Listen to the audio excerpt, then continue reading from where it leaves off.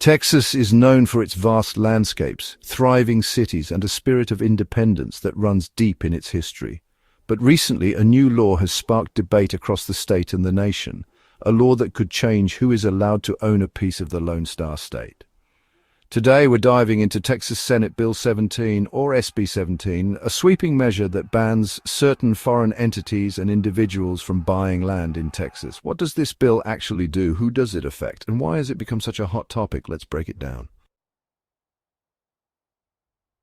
SB 17 is a law passed by the Texas legislature with the stated goal of protecting Texas land and resources from foreign influence and potential national security threats. The bill specifically targets land purchases by individuals, governments, and entities from 4 countries: China, Iran, North Korea, and Russia. These countries have been identified by U.S. intelligence agencies as posing significant security risks. But SB 17 doesn't stop there. It also gives the Texas governor the power to add more countries or even transnational criminal organizations to the banned list in the future. This means the scope of the law could expand over time, depending on evolving security concerns. Citizens, governments, and companies from China, Iran, North Korea, and Russia, entities controlled by these countries, including corporations and partnerships, any additional countries or groups the governor may add in the future. However, there are important exemptions. If you are a U.S. citizen or a lawful permanent resident, meaning you have a green card, you are not affected by this law, even if you were born in one of the targeted countries. This exemption was added after significant public outcry to ensure that immigrants who have made Texas their home are not unfairly penalized. SB 17 is broad in its scope. It covers nearly all types of real estate in Texas. That means agricultural land, think farms, ranches, and fields; commercial property, office buildings, shopping centers, warehouses; industrial sites, factories, plants, and other manufacturing facilities; residential property, homes, apartments, and condos; natural resources such as mineral rights, timber, and water resources. In short, if it's land in Texas, it's covered by SB 17. What about leasing land instead of buying it? Earlier versions of the bill would have allowed foreign nationals to lease property for up to 100 years. However, after further debate, lawmakers tightened this exemption. Now, only leases of 1 year or less are allowed for individuals and entities from the targeted countries. Anything longer is subject to the same restrictions as outright ownership. Enforcement is a key part of SB 17. The Texas Attorney General's office is given the authority to investigate land deals that may violate the law. If a court determines that a prohibited purchase or lease has occurred, it can order the property to be sold or the lease terminated.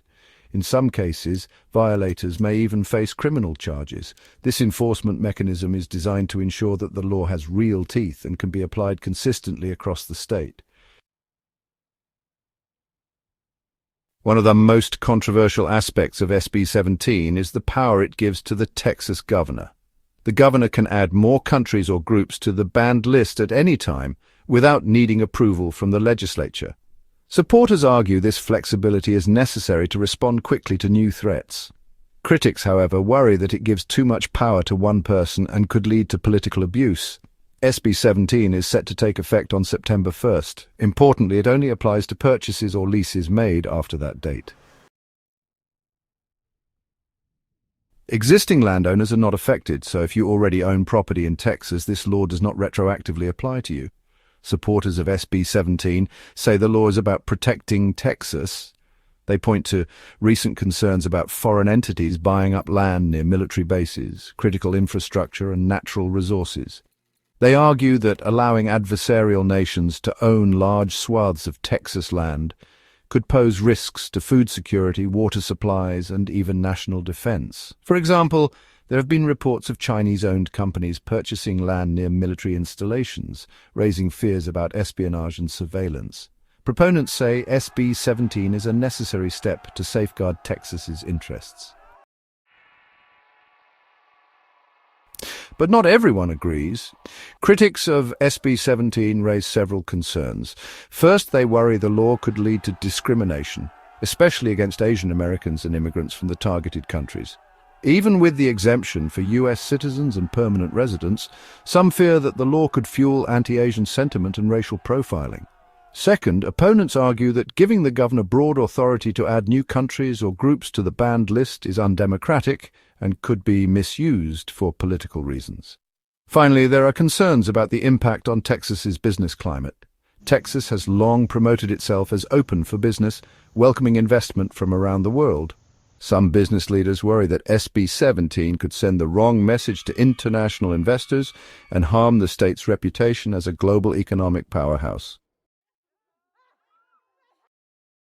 The debate over SB 17 has been passionate and at times deeply personal.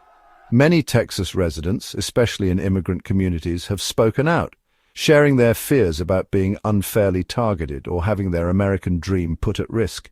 At the same time, others have rallied in support of the bill, arguing that national security must come first. Lawmakers have tried to strike a balance, amending the bill to address some of these concerns, but the controversy remains. As SB 17 takes effect, all eyes will be on Texas to see how the law is implemented and what impact it has on the state's land, people, and economy. Supporters hope it will serve as a model for other states concerned about foreign land ownership. Critics, meanwhile, will be watching for any signs of discrimination or unintended consequences. One thing is certain, the debate over who can own Texas land is far from over. As the world becomes more interconnected, states like Texas will continue to grapple with the balance between security, openness, and fairness.